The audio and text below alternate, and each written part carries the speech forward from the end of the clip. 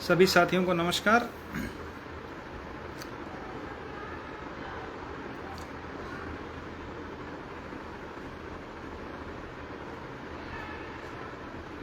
एक बार कोई भाई कमेंट कर दो, आवाज़ आ रही नहीं आ रही?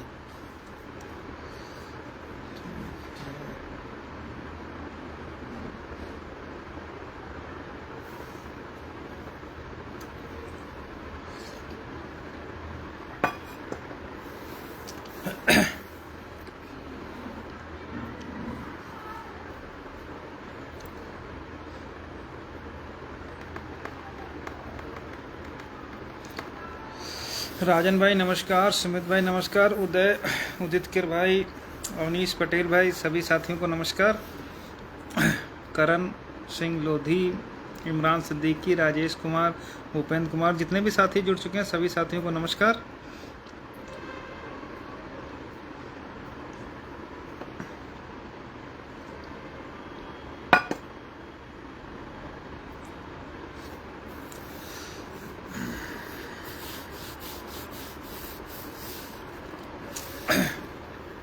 साथियों, बहुत दिन बाद जो है आप सभी से वार्ता हो रही है।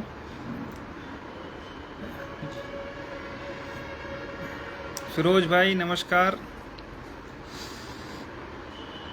शिव बहादुर, विवेक, विनय पटेल,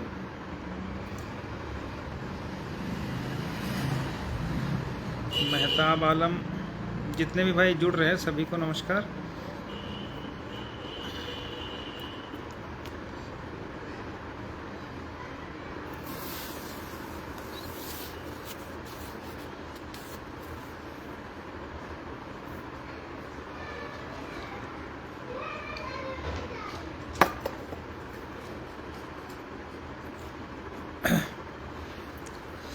विजय पाल भाई नमस्कार।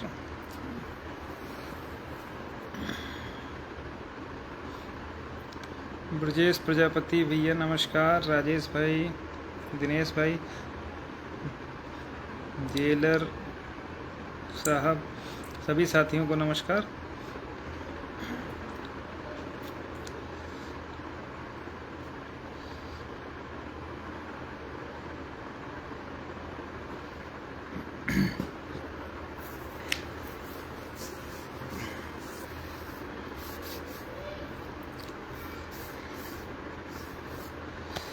तो अभी डिसूजा भाई नहीं है अभी क्या?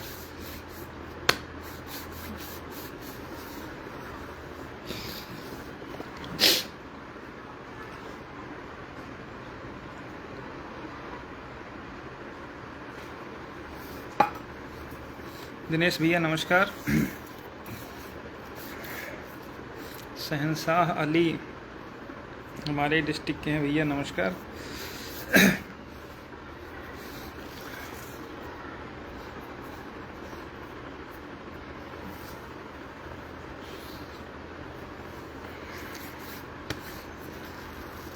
रवि भाई नमस्कार। तो साथियों शुरू करते हैं।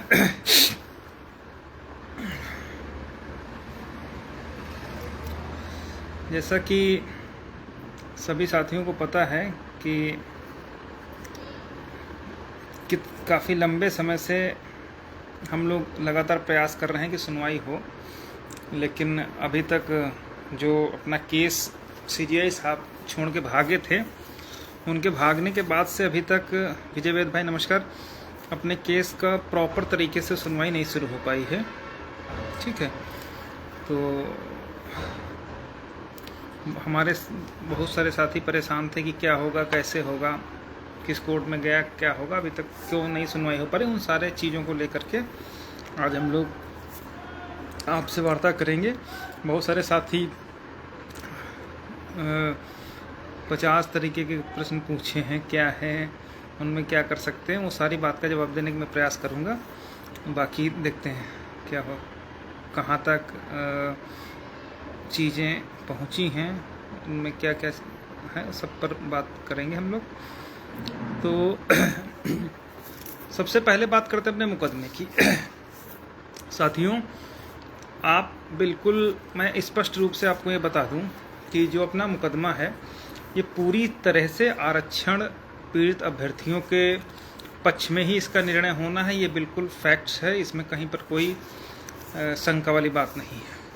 ठीक है, डिवीजन बेंच का जो आदेश है वो अपने आप में पूर्ण आदेश है, उसमें किसी भी प्रकार का परिवर्तन होना हमें नहीं लगता कि उसमें किसी भी प्रकार की कमी है। ठीक है, वो जो जजमेंट है बिल्कुल सही जजमेंट है, कहीं पर कोई चीज़ ऐसी नहीं है कि उसमें फेरबदल की आवश्यकता हो। मुद्दे सिर्फ जहाँ तक मैं समझ पा रहा हूँ कि बात सिर्फ रहमो करम पर आएगी। उससे पहले जो लोग हमारे साथी चिंतित हैं कहीं ऐसा ना हो कि मुकदमा डिवीजन बेंच के आदेश में कोई संशोधन हो या कोई परिवर्तन हो, उनको रख लिया जाए, बाकी को छोड़ दिया जाए। तो मैं बिल्कुल स्पष्ट आपको बता दूं कि डिवीजन बेंच का ऑर्डर हो चाहे सिंगल बेंच का जजमेंट हो, उससे पहले भी बहुत सारे लोगों को ऐसा लगता था कि इस मुकदमे में केवल लोग हाथ पांव मार रहे हैं, कहीं पर चीज़ें बिल्कुल लिस्ट सही ढंग से प्रिपेयर है। उसको लेकर के बहुत सारी बातें की गई, हतोत्साहित भी किया गया, लेकिन हम लोग वहाँ भी पूरी दमदारी के साथ में लड़े और अपनी पूरी ताकत के साथ में लड़े और हम लोग सच के साथ में थे। हमारे फेवर में ऑर्डर आया, कैसे आया वो बताने की ज़रूरत नहीं है। सब जो लोग इलीगल अपॉइंटीज़ थी, सबको ये लगता था कि हाँ कहीं पर सब ठीक है, सारी लिस्ट प्रिपेयर सही है, फिर एक बम फूटा और पूरे प्रदेश में भूचाल आ गया। ठीक है, तो यही जहाँ तक मैं समझ पा रहा हूँ कुछ इसी से मिलती जुलती चीज़ें सुप्रीम कोर्ट में भी होने की पूरी संभावना है कि या तो हम लोगों को कंसीडर किया जाएगा, अदरवाइज बम जैसे इलाहाबाद में उच्च न्यायालय की लखनऊ खंडपीठ ने दिया है डिसीजन ऐतिहासिक, उसी तरीके से जब पूरा प्रदेश में जो इलीगल अपॉइंटीज थी सड़कों पर दौड़ती नजर आई थी, माननीय सर्वोच्च न्यायालय के आदेश के बाद यदि हम लोगों को किसी भी तरीके से कंसीडर करने के बजाय अगर मेरिट पर फैसला या उन लोगों की हठधर्मिता की वजह से कुछ भी उल्टा नहीं सीधा हुआ तो वो लोग फिर लखनऊ की सड़कों पर धूल फेंकते हुए नजर आएंगे। इसलिए ही उनको पूरी चीज इस बात का एहसास है, इसीलिए लगातार वो मैटर को लिंगर ऑन होने को ही अपनी जीत बताते हुए नहीं थक रहे हैं। उसका अंदाजा भी इस बात से लगा लेते हैं कि जब कभी हम लोग जितनी बार सुनवाई होती है तो मेंशन करवाने जाते हैं, हर बार मेंशन होता है, हर डेट पे मेंशन होता है, तो उनकी जान में जान आती है कि हाँ ऐसा ना हो कि कोर्ट इस डेट पर मुकदमे को सुनना प्रारंभ कर दे और उनकी जो चीज़ें हैं, जो जितना भी वो सरकारी कोष से धन ले रहे हैं उस पर विराम लग जाए। ठीक है, उसके अगेंस्ट में हम भी नहीं, हमारा कंसर्न सिर्फ इतना है कि जो दलित पिछड़ों की रोटियां छीन करके कुछ विशेष वर्ग को दे दी गई थी वो पुनः हम लोगों को दी जाए।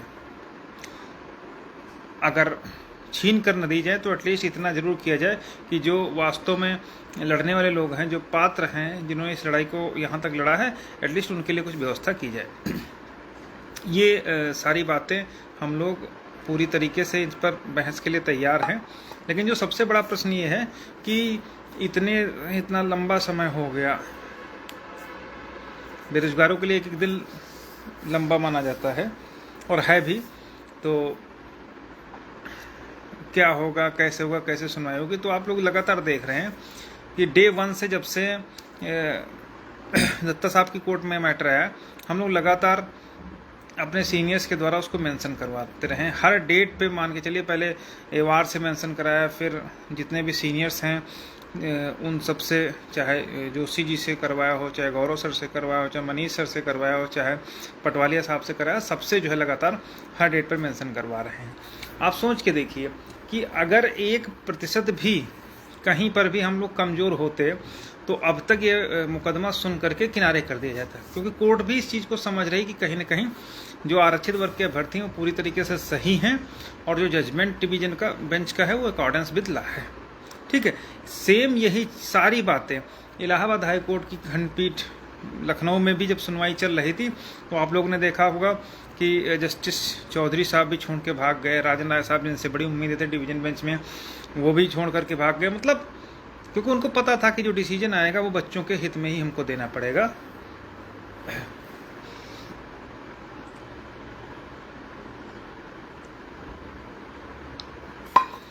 ठीक उसी तरीके से ये कोर्ट भी, दत्ता साहब की कोर्ट भी समझ रही है कि कहीं ना कहीं लड़के सही हैं, और इसमें फाइनली आपस में कम्युनिकेशन बना करके और सामंजस्य स्थापित करने के उपरांत ही इस मामले का निर्णय होना है। ठीक है, और उसका अंदाज़ा भी इस बात से लगा लीजिए कि जितनी बार हम लोग मेंशन करवाते हैं और कोर्ट हर बार देखती है कि हाँ इसको हमको सुनना है, तो आप ये सोच के देखिए क्या ऐसा पॉसिबल है कि आप हम हर डेट पे हर हफ्ते मुकदमा हमारा लगता है, हम लोग हर बार में उठा करके कोर्ट के सामने पहुंच जाते हैं, तो कोर्ट को इतना तो पता ही है कि इस मुकदमे में है क्या, क्या होना चाहिए और क्या हो रहा है, क्या होगा, तो वो लोग कोर्ट खुद समझ रही है, इसीलिए इस पर कुछ आराम से टाइम दे करके सुनना चाहती है।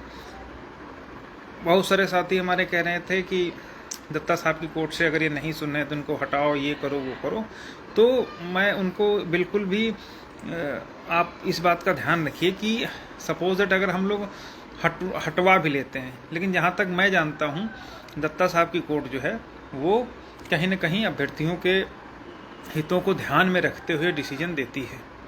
ठीक है, और इसलिए थोड़ा सा हम लोग अभी उनके उसमें जो खड़े होकर के कि आप रिलीज कर दीजिए, इस तरीके की किसी भी तरीके की छोटी बातों से बचने की कोशिश कर रहे हैं।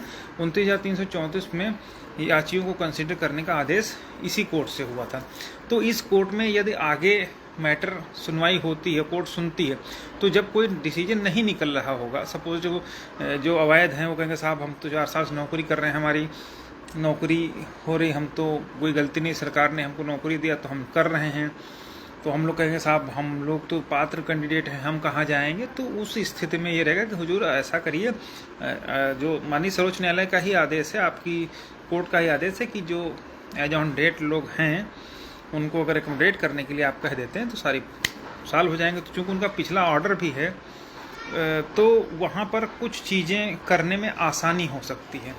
और दूसरी कोर्ट में अगर हम लोग कहें कि हाँ इनके यहाँ से कोर्ट मुकदमा रिलीज करके कहीं ले जाए, तो ये कोई गारंटी नहीं कि आपकी मन मुताबिक बेंच ही जाए में ही जाए और आपका जो फेवरेबल जज हो उसी के यहाँ जाए, क्योंकि यहाँ से दिल्ली से लेके इलाहाबाद से लेके पूरे प्रदेश में क्या हो रहा वो किसी से छुपाने की जरूरत नहीं। कैसे कैसे आदेश आ रहे हैं उल्टे पुल्टे कि उनको आप सोच करके आप देख करके खुद अपना सर पकड़ लेंगे कि वास्तव में जो हमारी जुडिशरी है इस तरह के जजमेंट, जो landmark judgment Allahabad high court से हुए हैं उनके बाद इस तरीके के डिसीजन हो रहे हैं, और जो यहाँ के जजेस हैं वो किस तरीके से गए हैं, क्या हो रहा वो किसी से छुपा नहीं। कोई कहीं का राज्यपाल बना बैठा है, कोई मानवाधिकार का चीफ बना बैठा है, कोई कहीं, मतलब अब उन सब बातों मैं नहीं जाना तो चाह रहा हूँ, लेकिन आप सभी लोग जानते हैं कि मैं कहाँ पहुँचाना चाह रहा हूँ। तो जो हमारी लड़ाई है वो अपने अधिकारों के लिए उनको मिल जाए, उसके अलावा हमको मिल जाए, इसके अलावा हमारा कोई कंसर्न नहीं है। अदरवाइज आज भी आप लोगों ने देखा होगा कि जो जस्टिस वर्मा साहब थे उनके यहाँ कल आग लग गई थी, आपने देखा पूरा कमरे भर में पूरा नकदी कैश बरामद हुई, फिर उनको आनंद फानन में इलाहाबाद से लखनऊ दिल्ली से फिर इलाहाबाद भेजा गया। तो बहुत सारी चीज़ें हैं उनको समझने की ज़रूरत है।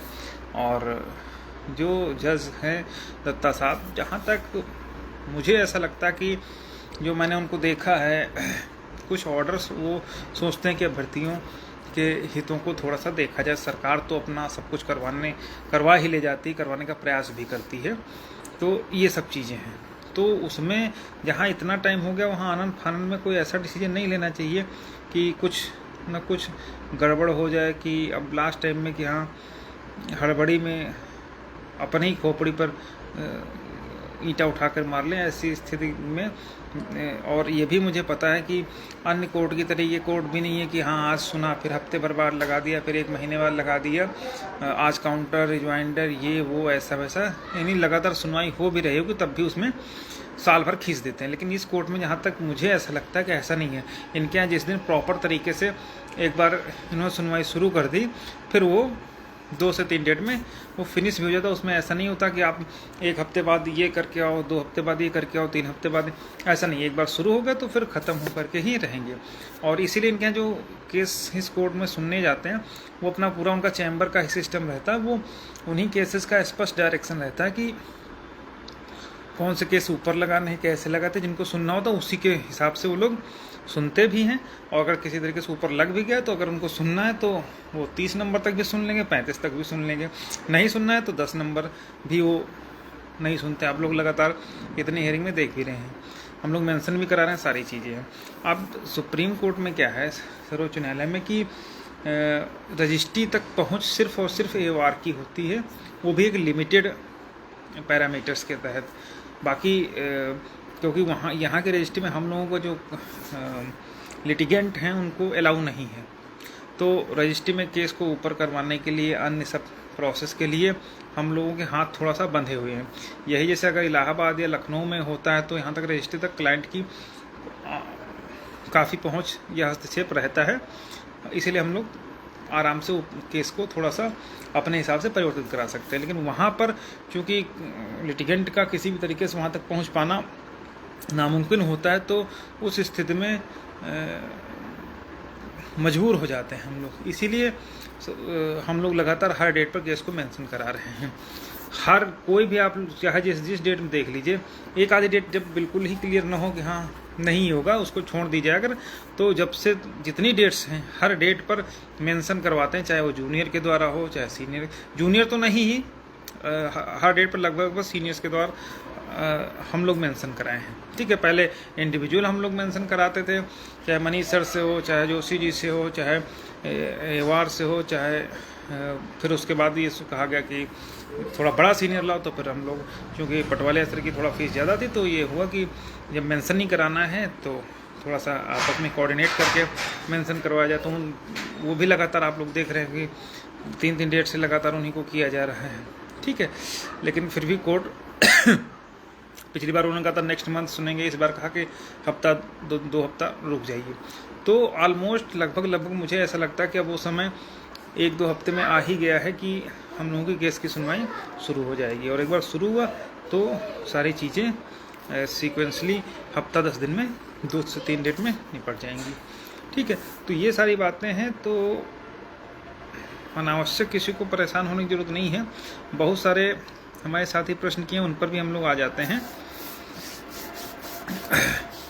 कुछ साथी कह रहे हैं कि 31 मार्च 2025 में अवैध को बाहर करने का ऑर्डर था कि हमारा नया सत्र लागू हो गया है तो अस्त व्यस्त हो जाएगा। देखिए, ये कोई मैटर नहीं होता है, वो केवल जब आप सर्वोच्च न्यायालय में खड़े होते हैं तो इन सब बातों का कोई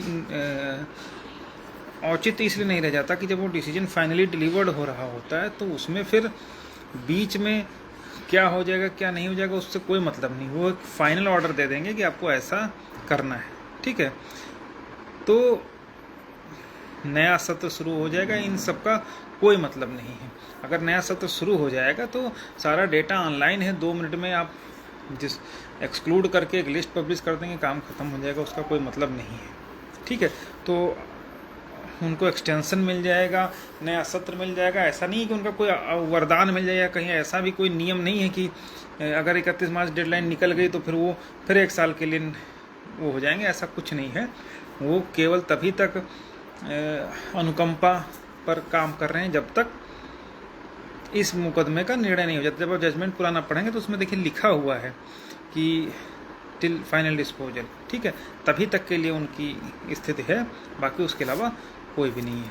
ठीक है, और मुकदमे को जितना आसानी से हम लोग ले रहे हैं उतना आसान इसलिए नहीं है कि आप सोच के देखिए कि बहुत तड़क भड़क के साथ में CJI साहब आए थे, चंद्रचूड़ साहब, कि ये कर देंगे 2 हफ्ते में, आप 2 हफ्ते में ये लेकर के आओ, 7 पेज का ये लेकर के आओ। जब मैटर आया कह रहे तो लड़कों के पक्ष में है तो बेचारे भाग खड़े हुए। ठीक है, तो कई सारी चीज़ें हैं, ऐसा नहीं कोई भी, इतने भी सर्विस मैटर्स के जज हैं जो अच्छे जज हैं, दत्ता साहब भी उन्हीं अच्छे जजों में से आते हैं, चंद्रचूड़ साहब भी अच्छे जजों में से आते हैं। तो उनको खुद एक बार ऑर्डर पढ़ लेंगे तो उनको खुद मालूम हो जाएगा कि मालूम हो गया कि हाँ वास्तव में क्या सही है क्या गलत है। ऐसा नहीं कि कोई इसमें क्रिमिनल मैटर है कि जब मर्डर हो रहा था तब ये यहाँ इस चौराहे पर नहीं बल्कि दूसरे चौराहे पर, ऐसा तो है नहीं। इसमें तो कागज़ बोलता है, TET क्या है, ATRE क्या है, एलिजिबिलिटी क्या है, क्वालिफिकेशंस क्या हैं, रिक्रूटमेंट क्या है। ये बहुत कॉम्प्लिकेटेड भी नहीं है मैटर, सिर्फ 2 लाइन का मैटर है। और जहाँ तक मैं समझ पा रहा हूँ डिवीज़न बेंच के ऑर्डर के बाद समझाने में बहुत ज़्यादा समय भी नहीं लगेगा। कोर्ट को केवल ये पूछना होगा बताइए इन बच्चों का क्या करना है, यहीं पर पॉइंट आएगा जहाँ तक मुझे लगता है। और जो लोग उड़ रहे हैं कि हम डिस्ट्रिक्ट लेवल पर फलाना लेवल पर धमाका लें, उनको भी इस मुकदमे को अध्ययन करने की ज़रूरत है। जो भी अक्सर हमारे साथी मैं देखता हूं कि कहीं पर स्क्रीनशॉट डाल दिया कि अरे ये तो ये ऑर्डर दिखा रहे, वो ऑर्डर दिखा दिए।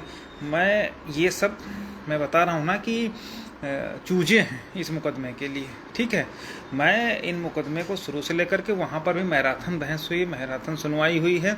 कहाँ कौन सा जजमेंट लगेगा, किसी को बच्चों को बताना और वास्तविक होना वो बहुत अंतर रहता है उसमें, ठीक है। मैं आत्ममुग्ध नहीं हूँ, ठीक ना, लेकिन इतना ज़रूर है कि जितना दम लगाना हो, जिसको भी लगाना हो लगा ले, ठीक है। मैं यहाँ भी जब हाई कोर्ट में था मैंने कहा था कि अगर न्यायपालिका 10% भी हमारे फेवर में रही तो हम लोग हमारे फेवर इन द सेंस कि निष्पक्ष रही, तटस्थ रही, तो हम लोगों के फेवर में जजमेंट आएगा। मैं फिर कह रहा हूँ कि अगर 5-10 नहीं, अब तो मैं 5% पर आऊँगा, अगर 5% भी तटस्थ रही तो इस मुकदमे को हम लोग हर हालत में जीतेंगे। और या तो जो डिवीज़न बेंच का जजमेंट है यथास्थित रहेगा और या फिर जो है भूचाल आएगा, जैसा डिवीज़न बेंच के जजमेंट के बाद आया था। और अदरवाइज हम लोगों को या तो एकोमोडेट करने की बात है, ठीक है। और जो ये आप लोग स्क्रीनशॉट भेज दे रहे ये तो फलाने तो ये लैपटॉप पे आईपैड पर आते हैं, इन सबका कोई मतलब नहीं, मैं सब जानता हूँ मैं। लेकिन चीज़ों को इसलिए मैं ओपन करता हूँ कि मैं नहीं चाहता कि किसी भी प्रकार का मैं अपने पत्ते खोल करके सामने रखूँ। मुझे जो रखना होगा मैं कोर्ट में रखूँगा।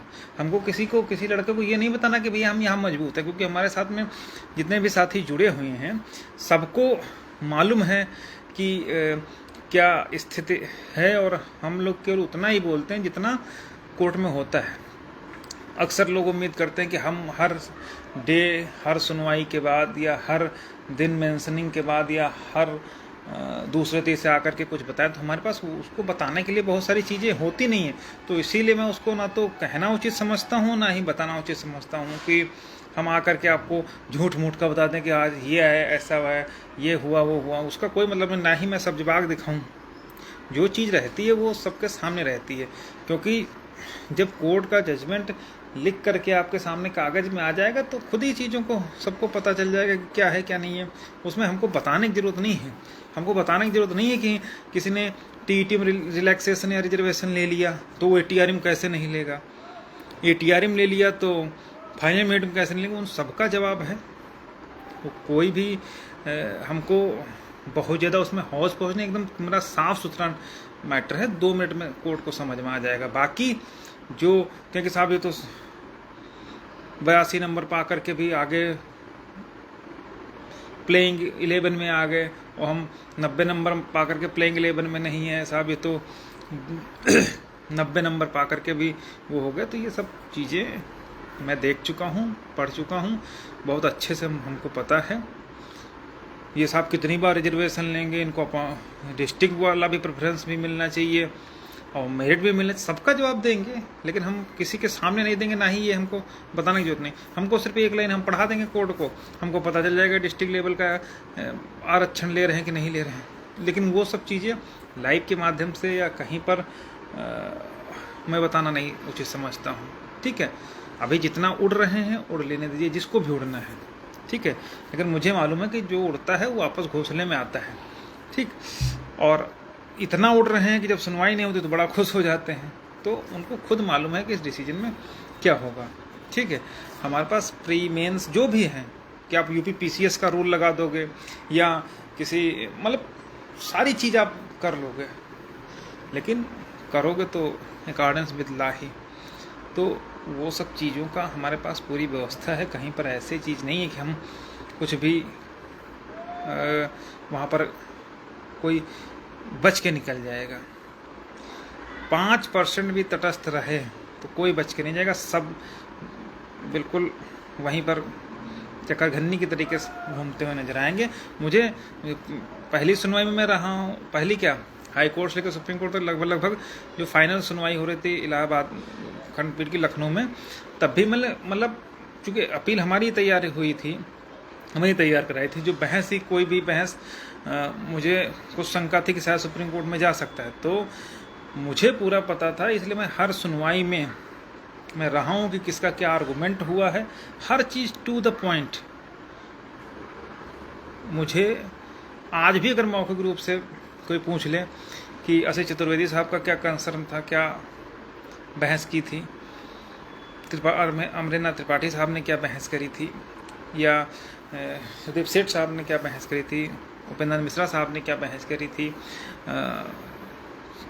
मिश्रा जी ने क्या बहस करी थी, ठीक है, सतीश चंद्र मिश्रा साहब ने, तो सारी बहस में मुझे अक्षरशः, हमको मालूम है उन सब लगभग जितनी खुदाई होनी थी इस मुकदमे की, वो सब हो चुकी है खंडपीठ में लखनऊ में जस्टिस साहब के सामने। उससे इतर कुछ भी ऐसा नया फैक्ट्स नहीं आएगा जो सर्वोच्च न्यायालय में एडमिट करे। ठीक है, हम प्री है, टीटी की एटीआर प्री है, मेंस है, इन सबका जवाब है। लेकिन बस यही चीज़ है कि मैं न वहाँ मैंने कहा था कि चीज़ों को सामने रखें, नहीं यहाँ रखना, हमको जो कुछ कहना कोर्ट के सामने बोलेंगे वही जजमेंट में लिख के आएगा, जहाँ तक मैं समझ पा रहा हूँ, अगर 5% भी तटस्थ रहे। ठीक है, और अगर कंप्रोमाइज़ पर चीज़ें आएंगी तब तो कोई भी डिसीजन हो उससे हमको नहीं मतलब, लेकिन इतना ज़रूर है कि जो जजमेंट सेट हो चुका है उसमें कहीं पर कोई परिवर्तन होने की उम्मीद नहीं दिखती है। ये सारी बातें हैं। ठीक है, इसके अलावा नया सत्र हुआ तो उसका कोई मतलब नहीं है। ठीक है, कुछ चीज़ को एक हमारे मित्र कह रहे हैं कि ये समय निर्धारण वाली क्या स्थिति है। हाँ, इस पर बहुत सारे लोग प्रश्न करते हैं कि समय निर्धारण कोर्ट कर देगी, क्या करेगी क्या नहीं करेगी। ठीक है, तो अभी ये प्रश्न सबसे ज़्यादा कहाँ पर उठा, उसका रीज़न ये है कि पहले जैसे अब 29 या 334 में जब जजमेंट हुआ तो लोगों ने कहा हाई कोर्ट ये वो ऐसा वैसा सब तरीके अपने अपने तरीके से चीज़ों को एंटरटेन किया। लेकिन उसमें भी आप देखिए लिखा है बिफोर दिस कोर्ट, यानी सर्वोच्च न्यायालय में भी जो लोग गए हैं उनको मैं कंसिडर करने के लिए कोर्ट ने कहा है। अब कैसे कंडीशन करेंगे वो अकॉर्डिंग विद लॉ स्टेट और वो सब है, लेकिन वहाँ पर कहीं पर ऐसा नहीं कि केवल हाई कोर्ट वालों को ही कंसिडर करने को ऑर्डर किया है। ठीक है, तो समय निर्धारण कोई कहता 2019, कोई कहता 2020, तो ये सब हमारे आपके कहने से नहीं होगा। कोर्ट वहाँ पर बैठी है, वो खुद डिसाइड करेगी कि किन किन लोगों को, अगर स्टेट भी रहेगी, किन को कंसिडर करना है, कैसे कंसिडर करना, क्यों कंसिडर करना, वो टोटली बहस का विषय है, कोर्ट के विवेक पर डिपेंड करता है। वो हमारे या आपके चाहने से नहीं होता। अगर हमारे चाहने से होता कि साहब हाई कोर्ट वालों को कर दो तो अब तक सब हो गए होते, हमारे चाहने से होता कि दिसंबर वालों को कर दो तो सबका हो गया होता। अगर हमारे चाहने से होता तो हम कहते साहब जिसकी जिसकी पहली याचिका थी केवल उसी कर दो। तो ये सब बातें, ये जो समय निर्धारण वाली स्थिति है, इन सब का कोई मतलब नहीं। ये कोर्ट जब बहस होगी, कोर्ट खुद डिसाइड करेगी कि वास्तव में क्या स्थिति है क्या नहीं है। वो सबको एकोमोडेट कर सकती है, या हो सकता है किसी को ना करे, क्या ठीक है लिस्ट प्रिपेयर करो, नई लिस्ट जनरेट करो। ठीक है, तो बहुत सारी चीज़ें हैं, तो उनमें इन सब बातों का इसलिए मतलब है कि अगर हमारे करने से या हमारे चाहने से केवल कुछ इंडिविजुअल लोगों का होता तो शायद यहाँ तक हम लोग सीट आने की जरूरत नहीं थी, कब का हो गया होता। ठीक है, तो ये समय निर्धारण जैसी स्थिति इनका कोई मतलब नहीं है। हमारे कुछ मित्र पूछ रहे हैं कि 50 तरीके की टीमें हैं, सबके क्या क्या उद्देश्य हो सकते हैं। उद्देश्य साफ है, किन के क्या उद्देश्य हैं वो आपको धरातल पर समझ में आ जाता होगा कि कोर्ट सुनवाई के दौरान कौन रहता है, कौन दिखता है, कौन करवाता है, और बाकी का क्या है वो उन सब मतलब है नहीं। वो तो सबके अपने अपने उद्देश्य हैं। किसी का उद्देश्य नौकरी पाना है, किसी का उद्देश्य पैसा कमाना है, किसी का उद्देश्य नेता बनना है, कि सबके अपने अपने एम्बिशन हैं। अब किसके एम्बिशन कितना पूरा होगा वो समय की बात है। ठीक है, हो सकता मैं सोचूं कि भाई हमारा उद्देश्य हो सकता कि इन लड़कों के सहारे हो सकता मैं विधायक बन जाऊं, या इन लड़कों के सहारे हो सकता मैं कुछ पैसा कमा लूं, या कुछ का उद्देश्य हो सकता कि मैं कुछ हमको जॉब मिल जाए, कुछ का होगा मैं शिक्षक बन जाऊं। तो सबके अपने अपने उद्देश्य हैं। अब किसका उद्देश्य पूरा होता ये समय की बात है। ठीक है, इसके बाद शुरुआती दौर में महिला अभ्यर्थी काफ़ी एक्टिव थी, अब लुप्त प्राय हो गई। ये तो देखो, मैं इस पर किसी प्रकार का टिप्पणी इसलिए मैं नहीं करूँगा कि सबके पास अपने अपने काम हैं, मेरे पास खुद हैं, ठीक है। उसका व्यक्ति जब किसी चीज़ में लिंगर ऑन होने लगता है मैटर, तो अन्य विकल्पों पर भी विचार करना शुरू कर देता। बहुत सारे हमारे साथी बिहार में हो गए, बहुत सारे अन्य भर्ती में हो गए, कुछ पुलिस में हो गए, मतलब तो सब अपने अपने हिसाब से हैं, ठीक है। मैं खुद उतना समय आप लोगों को नहीं दे पाता हूँ, तो ये ऐसा नहीं है कि कोई लुप्त हो गया या विलुप्त हो गया, हैं सब, लेकिन जिस दिन चीज़ें होते हुए दिखेंगी सब धरातल पर फिर वापस लौट आएंगे। ऐसा कुछ नहीं कि कहीं पर कोई गायब हो गया है, सब हैं, बस मौके की परिस्थिति को देख रहे हैं, क्योंकि दाल रोटी चलाने के लिए सबको अपने अपने स्तर से काम करना होता है।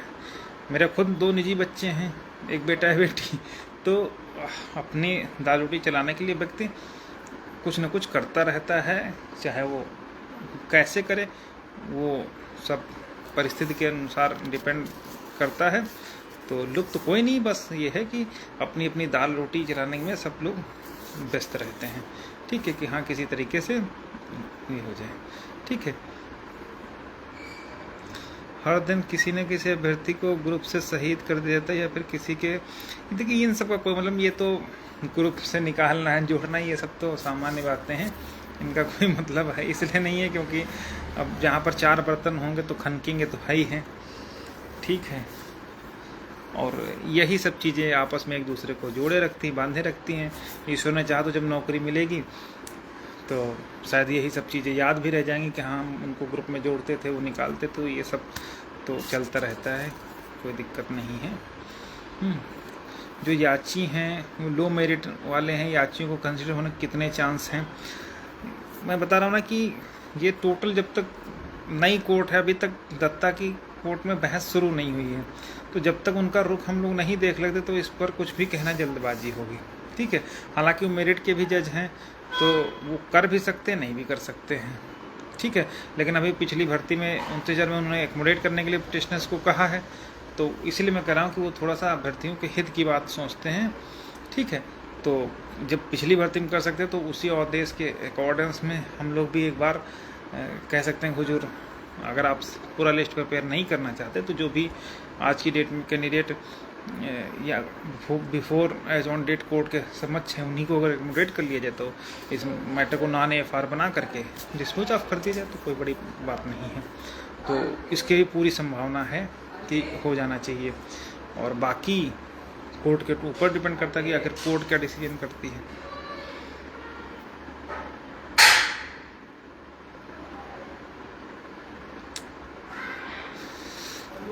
एक हमारे भाई कह रहे हैं कि पटवालिया साहब को क्यों लेकर के आया जा रहा, तो हम लोग शुरुआत में आपने देखा होगा, हम लोग शुरुआत में मनीष गोस्वामी साहब को लाए, जोशी जी को लाए, दोनों सीनियर वकील हैं, ठीक है। इसके अलावा एवार साहब से भी मेंशन कराया, 4 बार सीनियर से मेंशन कराया। जब इसके बाद भी कोर्ट नहीं सुन रही थी, तो एटलीस्ट उसका उद्देश्य तो सिर्फ पैसा तो जा ही रहा है भाई। दिल्ली का मतलब ये है, सुप्रीम कोर्ट में एकदम क्लियर चीज़ें हैं कि उनका समय का पैसा है, वो अगर आपके लिए कोर्ट में गए हैं, डैश पर खड़े हैं या कुछ बोला, तो उसका वो चार्ज करेंगे। इससे उनको कोई मतलब नहीं कि आपका, ये मैं नहीं कह रहा हूँ, आप कहीं किसी भी काउंसिल से पूछ सकते हैं, ठीक है। वो सब लोग जानते हैं कि वहाँ का अपीयरेंस का पैसा रहता है, ठीक है, आप किसी भी वकील से पूछ लीजिए। तो जब लगातार 4 बार हम लोग सीनियर से मेंशन कराए, तो पैसा तो देना ही है। अन्य लोग शिथिल पड़ रहे थे, तो फिर ये हुआ कि जब नहीं मेंशन हो रहा, तो ये कर लिया जाए कि इधर से ही पैसा जा रहा है, तो कोशिश कर लिया जाए कि जब एक ही उद्देश्य है कि किसी तरीके से मेंशन करके सुनवाई ही हो, तो कोऑर्डिनेशन में कर लिया जाए। तो इसीलिए हम लोग, जब पटवाले साहब की चूँकि फ़ीस ज़्यादा है, सब लोग जानते हैं उनकी फ़ीस कितनी है, तो ये हुआ कि 50-50 करके हम लोग पटवाले साहब को तब तक लाते रहेंगे जब तक केस मेंशन नहीं हो जाएगा। जिस दिन मेंशन हो जाएगा, नमस्ते हो जाएगा कि वो अपनी बात करेंगे, हम लोग अपनी बात करेंगे। लेकिन अभी कोऑर्डिनेशन सिर्फ इसका है कि के कारण किसी तरीके से केस मेंशन होकर के एटलीस्ट सुनवाई के लिए तैयार हो जाए, ठीक है। और कुछ उसका और भी उद्देश्य था, क्योंकि कई सारी बातें हैं कि कुछ चीज़ें एवार साहब के संज्ञान में नहीं थी, वो भी हम लोगों के माध्यम से वहाँ पर आ गई ताकि केस पर किसी तरीके का कोई दिक्कत ना हो।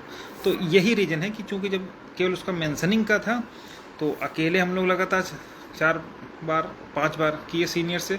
जब नहीं हुआ तो ये हुआ कि ठीक है चलो कोऑर्डिनेशन में कर लें, हालांकि उसमें भी केस लगातार मेंशन नहीं हो रहा है। अब हमारे कुछ साथी कह रहे थे कि आप छोटे वकील ला रहे थे, तो हम लोगों ने सोचा कि ये छोटे क्या, अब बड़े भी ला करके सब देख लिया। तो मेंशनिंग वैसे आमतौर पर सीनियर का काम मेंशनिंग का नहीं होता है। मेंशनिंग का काम आमतौर पर एवार ही करता है। पुराने मुकदमे किसी भी कोर्ट में देखिएगा लाइव में तो देखिए एवार खड़ा होगा, उसी पर डेट दे करके सुनवाई हो जाती है। ठीक है, क्योंकि कोर्ट सुनना ही अभी नहीं चाह रही है, इस वजह से वो थोड़ा सा लिंगर ऑन कर रहे हैं। जैसे पिछली बार उन्होंने कहा था नेक्स्ट मंथ सुनेंगे, इस बार कहा 2 हफ्ते। तो अब हालांकि भी 25 को डेट लगी, उस पर भी हम लोग खड़े होंगे और फिर कोर्ट से कहेंगे हुजूर अब तो सुन लीजिए, आपने कहा था 1-2 हफ्ते में। तो ये प्रोसेस चलता रहेगा जब तक सुनना शुरू नहीं करेंगे, और लगभग वो मजबूर हो चुके हैं सुनवाई शुरू करने के लिए। ठीक है, तो उम्मीद पूरी है कि अब जैसे उन्होंने 2 हफ्ते के लिए कहा, 2 हफ्ते बाद उम्मीद है सुनवाई शुरू हो जाएगी। ठीक है,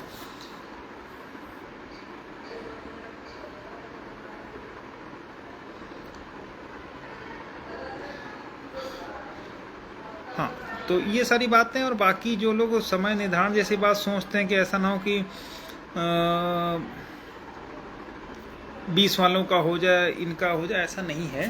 मैंने पहले से भी कहा है कि हम लोगों की तरफ से आज तक रिकॉर्ड रहा, किसी को हम लोगों ने धोखा नहीं दिया। हमें भले मिला हो, लेकिन हम लोगों ना तो उसको ढिंढोरा पीटते, ना बताते, ना कहते हैं।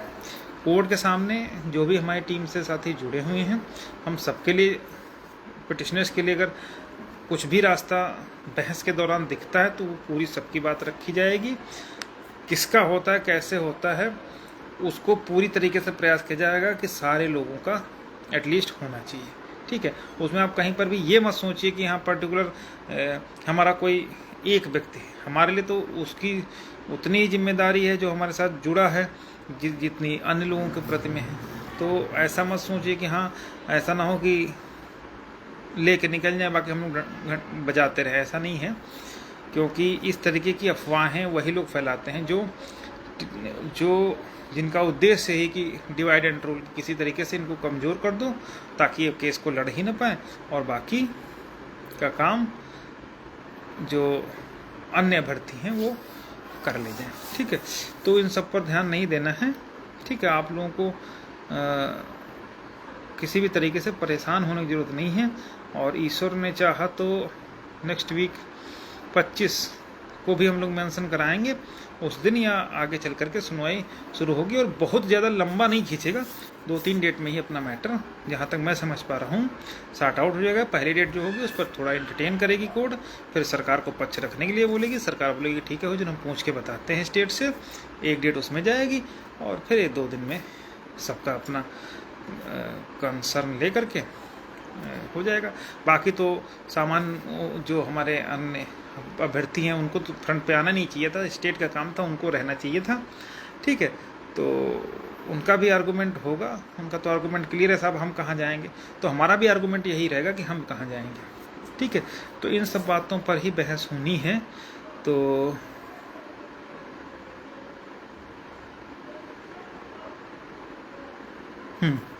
तो ये सारी बातें हैं। और बाकी आप लोग निश्चिंत रहें, इतना परेशान होने की ज़रूरत नहीं है। और अगर मैं जितने भी हमारे साथी हैं कि कोई ऐसी बात नहीं कि मुझे हम एक्टिव नहीं हैं, मुझे हर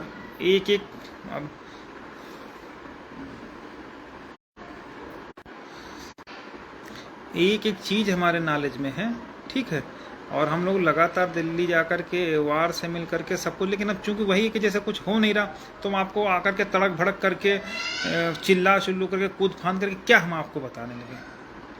ठीक है, तो जैसे कुछ होता है तो उसके लिए हम लोग खुद लगातार प्रयास करते हैं कि चीज़ों को आपके सामने रखा जाए। ठीक है, लेकिन अब चूंकि जैसे सुनवाई हो नहीं रही है, हम लोग लगातार मेंशन कर, तो क्या आपसे लाइव आकर के हम बताएं कि हाँ आज हम इतने बजे चैम्बर में गए, फिर मेज साफ करी, फाइल पर धूल हटाई और फिर हमने साहब को किया, तो इन सब बातों का मतलब नहीं है।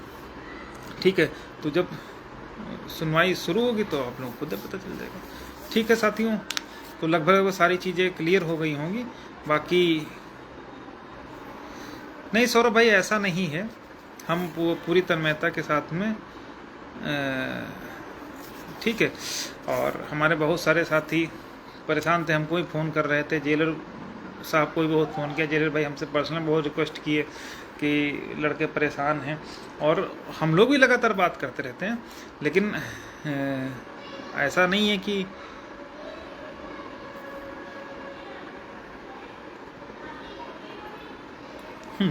ऐसा नहीं कि कहीं पर किसी को छोड़ देंगे, ऐसा नहीं है भी भाई। हमारे साथ के जो भी साथी हैं और सब हमारे लिए सम्मानित हैं, लगातार कंधे से कंधा मिला करके हमारे साथ लड़ाई लड़े हैं।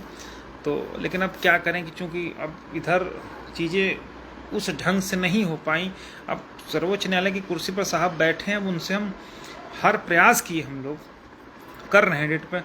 अब नहीं किए तो उसमें हम लोग अपना तो जो भी कर सकते वो हम कर रहे हैं, उसमें कहीं पर भी शिथिलता नहीं। बस सामने आकर के सबकी तरीके से नेतागिरी की तरीके से कि मैं रील बना करके डालूं, या सर्वोच्च न्यायालय के सामने फ़ोटो खींच करके डालूं, या उसमें बढ़िया गाना लगा करके डालूं, या तड़कती भड़कती पोस्ट बना करके डालूं, या ऑडियो बना करके डालूं, तो वो सब चीज़ उचित इसलिए नहीं है क्योंकि जब चीज़ें नहीं हो रही तो उन सबका कोई मतलब नहीं। जब होंगे तो हम भी धूम धड़ाके से आप लोगों के सामने खड़े होकर के आएंगे। ठीक है, जैसे वहाँ आते थे वैसे ही आएंगे। ठीक है, लेकिन एक बार कहानी सुनने के लिए साहब सुनना शुरू तो करें। ठीक है, तो नहीं विपिन भाई, ऐसा कुछ नहीं है 2020 है, ये सब मनगढ़ंत बातें, ये डिवाइड एंड रूल की पॉलिसी है। कुछ अपने ही लोग हैं और उसमें से वो लोग भी चाहते हैं कि हाँ उनका हो जाए, रह जाए, तो इन किसी के चाहने से कुछ नहीं होगा। उसका एग्जाम्पल आप 29,000 में देख रहे हैं। ठीक है, जेके भाई, केस का भविष्य क्या है वो तो आप देख ही रहे, लेकिन इतना ज़रूर है कि जहाँ तक मैं समझ पा रहा हूँ, मैंने बताया कि 5% भी तटस्थ रही न्यायपालिका तो हम लोगों का काम हो जाएगा। ठीक है, बाकी केस में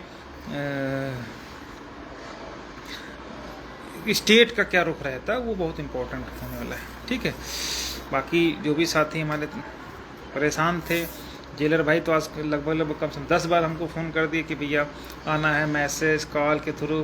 तो वैसे भी मैं सोच रहा था किसी दिन लाइव आकर के आप लोगों से वार्ता करूं, और मैं 25 का वेट कर रहा था कि शायद 25 को फिर मेंशन कराएंगे। विकास भैया नमस्कार, 25 को फिर मेंशन कराएंगे, तो हो सकता है उस दिन मेंशन हो जाए, उसके बाद आकर के कुछ बताया जाए। लेकिन इतना कई बार मैसेज भी किए गए, फ़ोन भी किए गए साथियों के द्वारा, जेलर के द्वारा, जगबीर चौधरी भाई ने भी मैसेज किया, फ़ोन किया कि भैया बहुत दिन से लाइव नहीं आया। तो उस वजह से हम एकदम मजबूर हो गए कि हाँ अपने लोगों से मुखातिब होना चाहिए, नहीं तो इन केस का भी आगे सहयोग की जरूरत पड़ेगी तो कहेंगे लो अब मुँह उठा करके चले जाए कि पैसा मांगने। तो खैर तो मजाक कर रहे थे, अब नहीं आ रहे हैं। लेकिन चूँकि सुनवाई शुरू नहीं हो रही थी इसलिए हम सोचे थे जैसे कुछ हो जाए, कुछ होने लगे तब लगातार आप लोगों से टचअप में किया जाए। ऐसे क्या है, कहीं इधर डग्गा मारी कर रहे हैं, कहीं उधर डग्गा मारी करके 4 पैसे इधर मार रहे हैं, 5 पैसे उधर मार रहे हैं, कहीं से कुछ मिल जाए। तो ये सब चीज़ें चलती रहती हैं जीवन में, इन्हीं का मज़ा है कि क्या है। तो ये सब चीज़ें हैं, और बाकी उम्मीद रखिए सभी साथी, बाकी कोर्ट में सरकार क्या कहेगी आकर के वो इम्पोर्टेंट होने वाला है। ठीक है साथियों, बहुत बहुत धन्यवाद, और जेलर भाई का भी बहुत बहुत धन्यवाद कि जो है 50 बार फ़ोन करके मैसेज करके कहा। बस डिसूजा भाई की कमी खल रही कि आज वो पता नहीं लाइव में जुड़े थे कि नहीं जुड़े थे। ठीक है साथियों, बहुत बहुत धन्यवाद। बाकी 25 को हम लोग मेंशन कराते हैं, देखते हैं उस दिन क्या होता है।